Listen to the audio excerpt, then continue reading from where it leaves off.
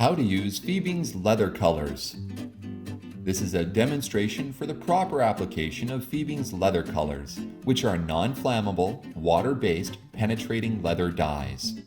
Designed for institutional use, they are formulated for eco-friendly areas, hospitals, schools, prisons, and nursing homes. Dyes can be combined or diluted with water to create a range of color from faint when diluted to rich with each pure coat. They are ideal for plain or tooled natural leather. Be sure to use FIEBING'S deglazer on finished leather and allow it to completely dry before applying color dye.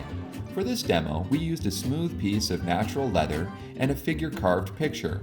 We will demonstrate how to properly use FIEBING'S leather colors with two different applications, by wool dauber and by brush.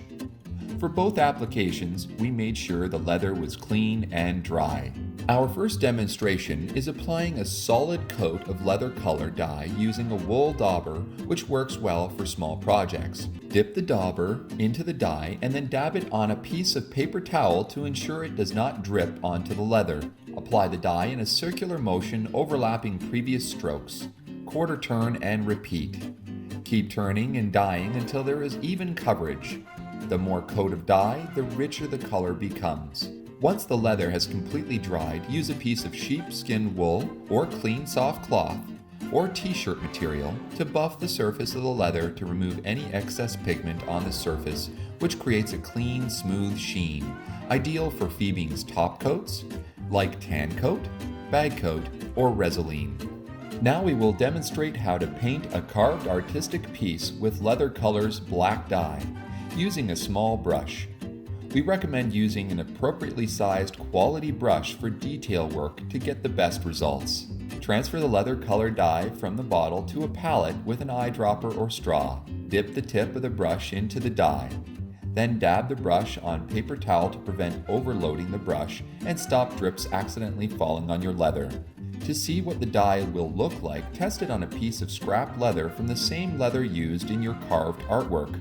Start with your lightest colors with undercoats and finish with your darkest chosen colors. Remember, if you have a heavily loaded brush, the dye may bleed farther on the leather, so be mindful of the amount of dye loaded into your brush when you are working.